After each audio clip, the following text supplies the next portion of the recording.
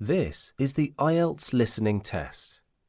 You will hear a number of different recordings and you will have to answer questions on what you hear. There will be time for you to read the instructions and questions and you will have a chance to check your work. All the recordings will be played once only. The test is in 4 parts. At the end of the test, you will be given 10 minutes to transfer your answers to the answer sheet. Now turn to part 1.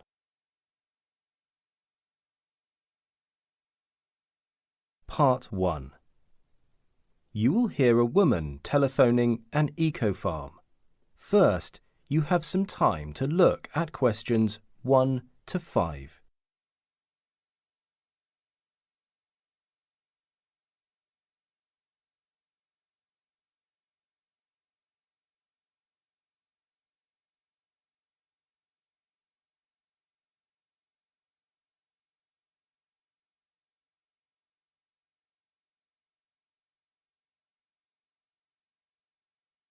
Now listen carefully and answer questions 1 to 5. Good afternoon. Lakeside Eco Farm. Mark speaking. Oh, good afternoon. My name is Helen. I was listening to a programme the other day and it said that you are a member of the Northern Hotel Group. Yes, that's correct. Are you a member of the group? Yes, I am, and I would like to find out about staying with you for a week during the school holidays. No problem, Helen. May I have your full name? Helen Pennington. That's Pennington. Thank you, Helen. And your email address? helen123@email.com. No dashes or underscores. Oh, sorry, actually it's probably better if I give you my work email address, which is more convenient for me. That is helen123@greenfield.com, and Greenfield is one word. OK, and your home address? It is 66 Lake Road, Sheffield. May I ask where you heard about us? You mentioned a programme. Is it on TV or...? Actually, I heard about you on the radio, and I thought it might be a good place to take my children during the summer holidays. What kind of activities do you have? Well, here we have lodges in the woods, a couple of lakes, lots of activities and great food, so I'm sure your whole family will love it. I can give you prices for all these, but first, could I have your membership number? Oh yes, I think it's UK 765042GE, but I will just check. It has been a while since I used it. Just a moment. Actually it is UK 765024EG. That's fine, thank you. Before you hear the rest of the conversation, you have some time to look at questions 6 to 10.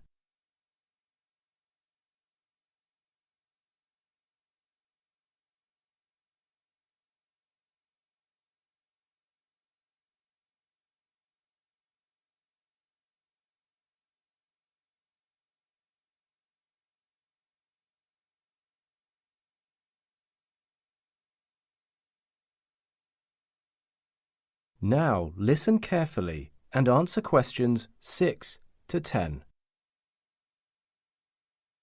Can you see my information on your system? Yes, I've found you. So, regarding accommodation here at Island Eco Farm, for families I recommend our family chalets, as they are large and suitable for both adults and children. OK, that sounds nice. But a lodge is probably too big for us, and I don't think we have much time and energy for cleaning, so we would like to stay in a flat, preferably near the farm. I'm afraid there's no accommodation near the farm. Would you want to be located near the lake? It's got a great view. Actually, my daughter would prefer to stay in the forest if possible. That's fine. We have some lovely log cabins with room for 4 people, which would suit your family. Yes, that's the kind of thing we want. I hope you have a wide range of food available. My husband is a meat eater. I like seafood, and my children like organic food, including plenty of vegetables. Yes, we cater for all different types of diet, so you can get all of those preferences here, don't worry. Great. So, what is the transport situation? Can we get there by ferry or van, for instance? No, the best way is by train.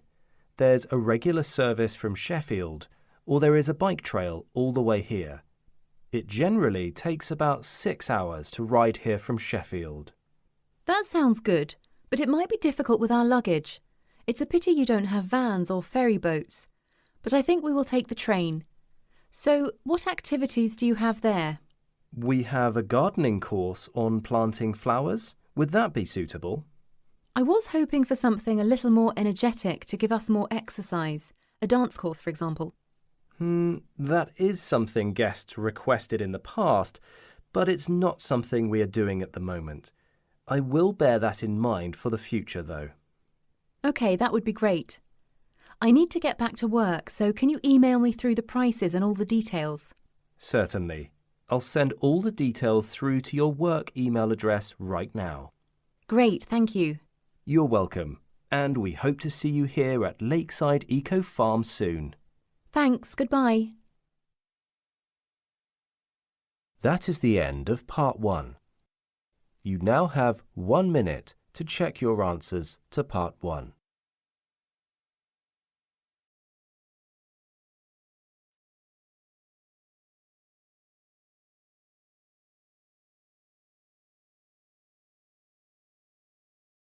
Part 2. You will hear an introduction from a tour guide about suggestions for an island.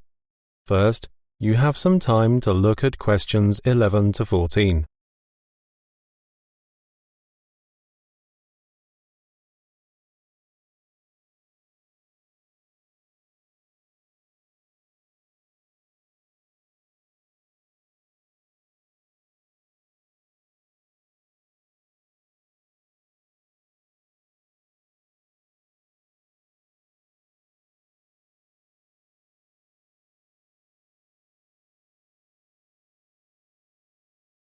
Now, listen carefully and answer questions 11 to 14. Hello everyone, I'm Hazel, the guide from Travel Light Agency. Since we mentioned the trip to Moona Island in the last programme, we've received several online messages from those who have been there. As a result, we've collected some helpful do's and don'ts for new visitors, which will hopefully help you to know the island better and enjoy your stay to the fullest. The first suggestion is about tips. Although tipping is required in most circumstances in Moona Island, the amount you should give differs significantly. If you take a taxi, there is no set rate on how much you should leave to the driver. Someone may give a generous tip if he thinks the service is fantastic. It's up to you entirely. However, if you go to the hairdressers or enjoy a meal in a restaurant and the bill comes with no service charge, a 10% tip is advisable. Moona Island has got relatively good medical service. If you get sick, the quickest way is to ask the hotel to arrange an English-speaking doctor for you. But remember, it's not a complimentary service. The other alternative is to visit the local clinic, and you have to prepare for the charge as well. I should remind you that the medical service on the island can be pricey, so it's better to buy your insurance before you leave. When you visit Moona Island, you'll see the notice nearly everywhere. Tap water is safe to drink, but you might not get used to its weird taste because it contains minerals. In this case, you can buy bottled water sold in every shop, but you'd better make sure the sealed lid is untouched, as the locals often put tap water into the bottle. Before you hear the rest of the talk, you have some time to look at questions 15 to 20.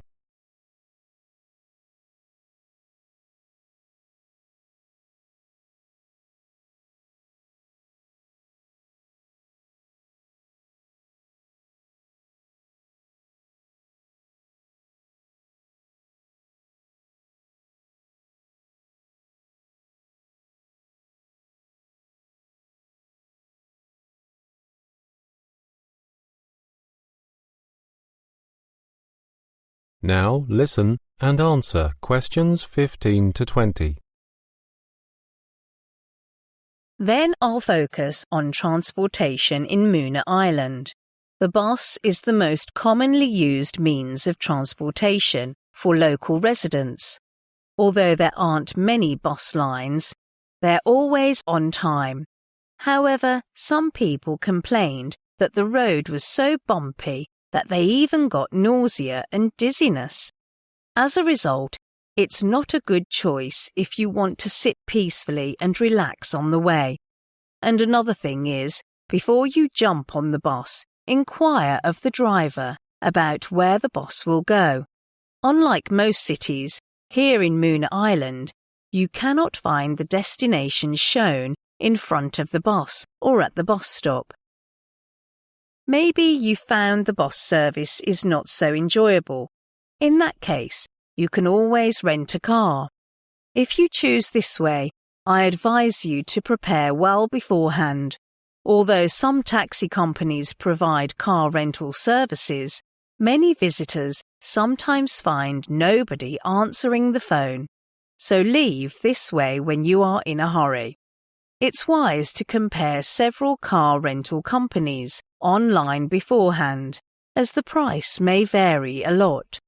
Booking via hotel may be overcharged, as it contains a 10% commission, so it's also not advisable. More importantly, don't forget to check with the company what the price covers in detail, like daily rental expenses, car insurance, commission, etc. It usually includes unlimited mileage too, but fuel is excluded. If you don't want to drive, a taxi is the quickest and most comfortable way, although few are available on Moona Island.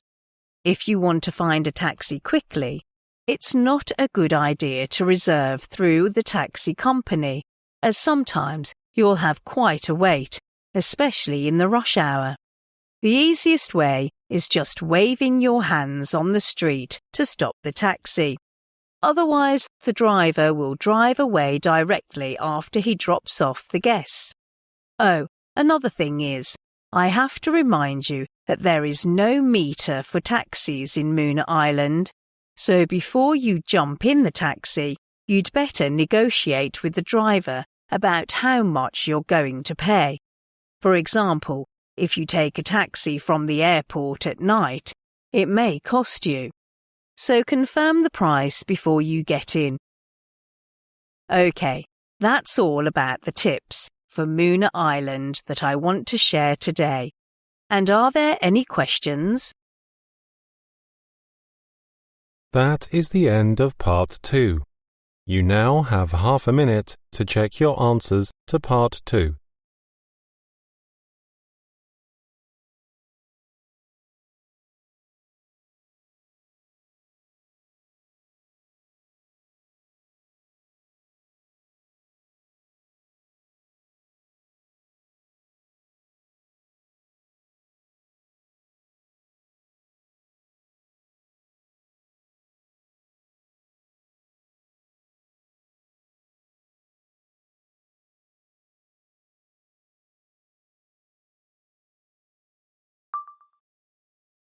Part 3. You will hear two students called Jeannie and Dan discussing some research on the effects of music on consumer behaviour. First, you have some time to look at questions 21 to 26.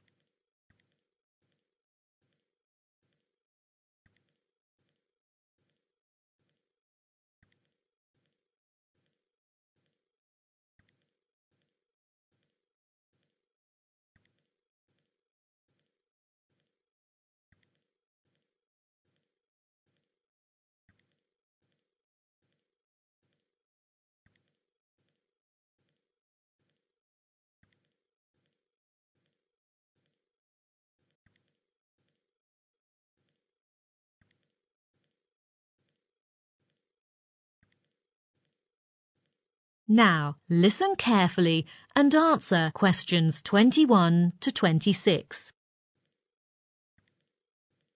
Hi, Dan. How's it going? Hello, Jeannie. Pretty well, thanks. Have you finished your research yet? Yes, it's all done. I've spent several weeks on it, from the very beginning of deciding the topic to carrying out the research and writing the essay. Congratulations. Seems like a big project. I know the research is to do with music, but what is it exactly about? Well, at first I didn't have a specific purpose until one day I read a report that said if appropriate music is played while people are eating, it may cause some changes in their behaviour. But the report didn't illustrate the changes in detail. So I wanted to carry out a thorough investigation into this. That's quite unique. So, how did you conduct your research? I started by looking for 5 different restaurants and then went to each of the restaurants to order some food and observe other people. I mainly focused on how the music is played instead of how people eat. Findings of my observations indicate that the 5 restaurants have something in common. They all have a special section to play the music.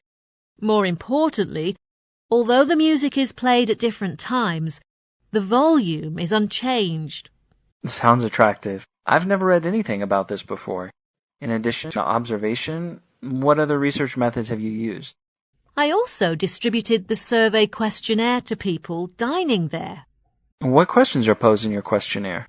Well, the first section of the questionnaire asks subjects to indicate the number of times they have been to the restaurant previously, the number of people they dine with, and whether they think they will return to the restaurant. These early questions don't involve musical preferences, but largely act as distractors, the intention being that subjects will be less inclined to think that the survey is about the music being played. That sounds very reasonable. Did you design the questionnaire by yourself? Actually, no. I read an assignment a student wrote last year, which was just kept beside a dictionary in the library.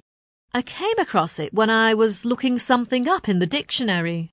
Oh, you were so lucky. Is there any other question included in the questionnaire? Yes, subjects are also asked why they choose to dine at a particular restaurant. Several reasons are listed in the questionnaire. I thought people would put service first, but that's not the case. Only about 12% of them have chosen this reason, while the majority of respondents think whether they will pick this restaurant depends on how many available seats it has. They think it's terrible to eat in a crowded place. Yes, everyone wants to enjoy a meal comfortably. Then I guess maybe the location of a restaurant is an important factor, since no one likes to waste too much time on the way. It used to be, but nowadays nearly every household has a private car, so they don't have to be worried about the traffic problem. What I find interesting, however, is that a large percentage of people say they will compare different restaurants in the neighbourhood on the internet first. If one of them stands out from its rivals, they will choose it. Wow, it's really interesting. Before you hear the rest of the discussion, you have some time to look at questions 27 to 30.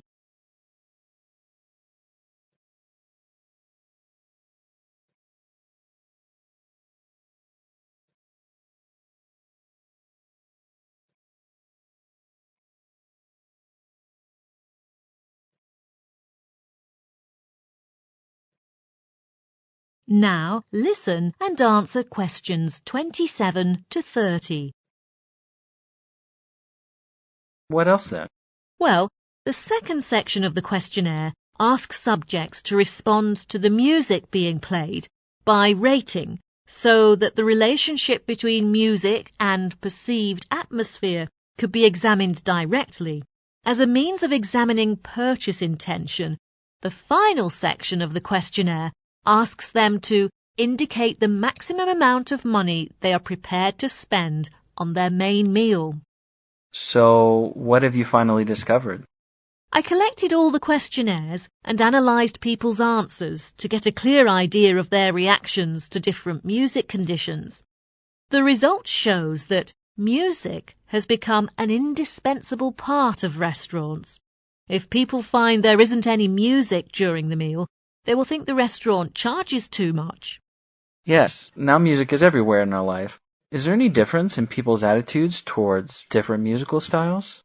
Yes, most people think that if jazz is being played when eating, they tend to stay at the restaurant longer and order more food to enjoy the music. But this is quite the opposite of what happens when classical music is played. Many customers think if the restaurant plays classical music, they wouldn't like to stay there for another minute, but to finish the food quickly and hurry away, because they don't like this type of music at all. And lastly, about pop music. It's very popular these days, especially among young people, as I've noticed in restaurants. They like listening to this type of music during their meals. As a result, this greatly increases the possibility of their presence at the same restaurant. Great. I've learned a lot from your research. I think it's meaningful and innovative. Thanks for telling me, Jeannie. You're welcome, Dan. That is the end of part 3. You now have 30 seconds to check your answers to part 3.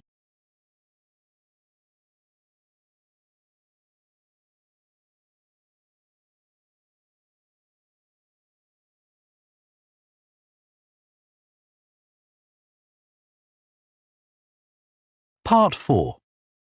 You will hear an engineering student giving a presentation about a research project on design features of the International Space Station. First, you have some time to look at questions 31 to 40.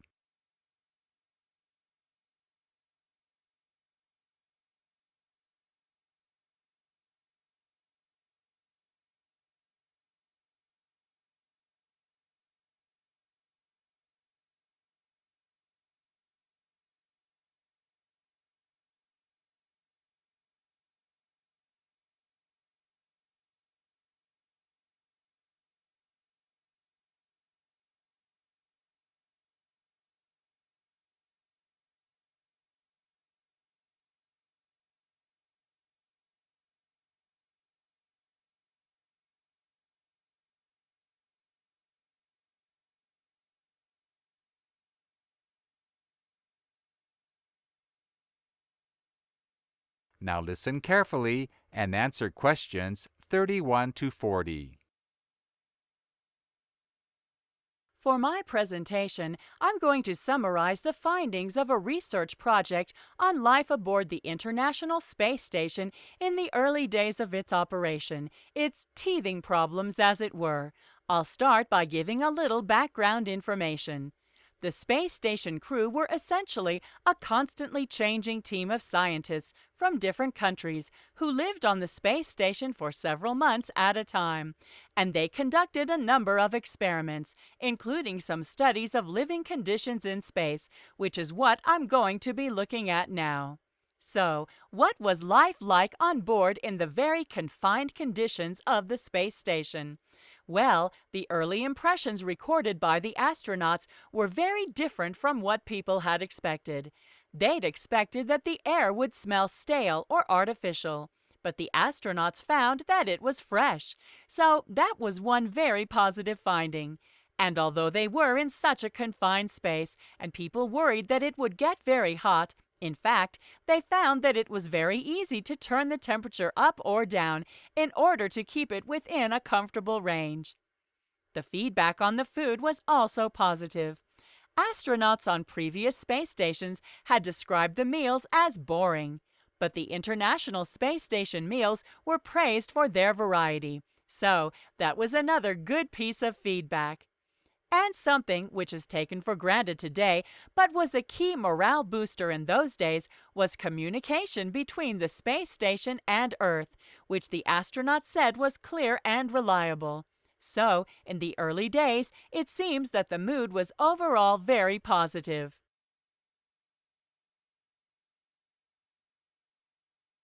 However, after a few days, the difficulties and frustrations became clearer.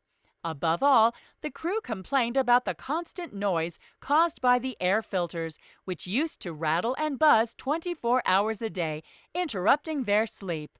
As well as that, the astronauts complained that the Velcro fasteners, which were positioned all over the station, didn't work well.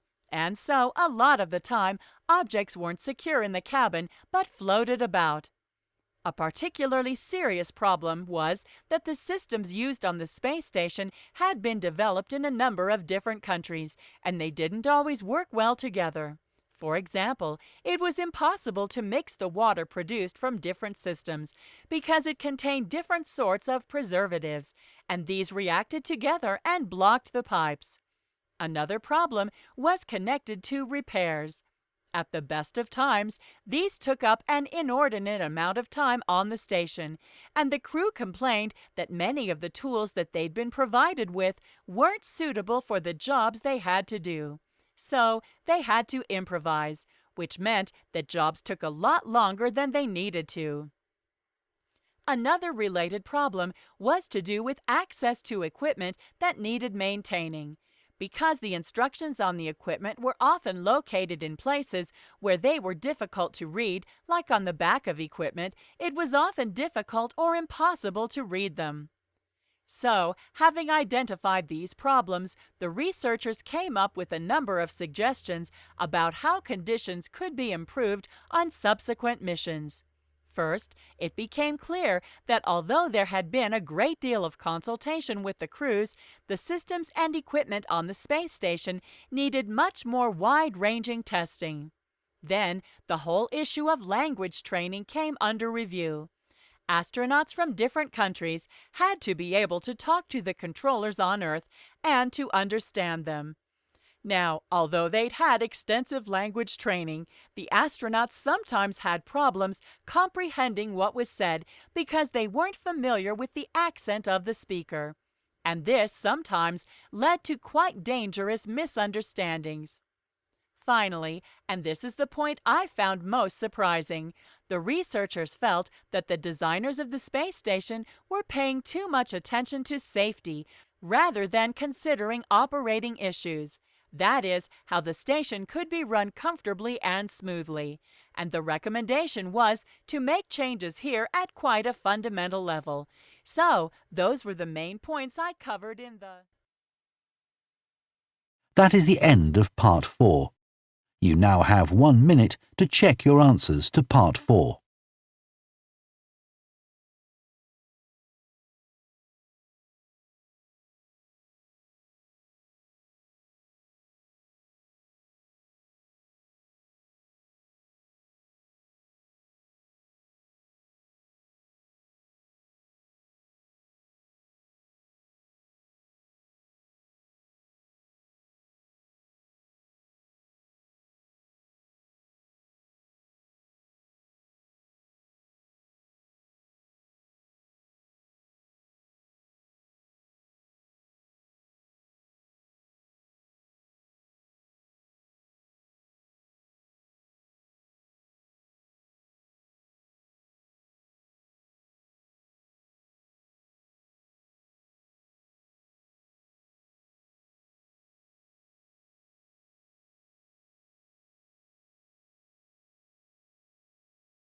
That is the end of the listening test. In the IELTS test, you would now have 10 minutes to transfer your answers to the answer sheet.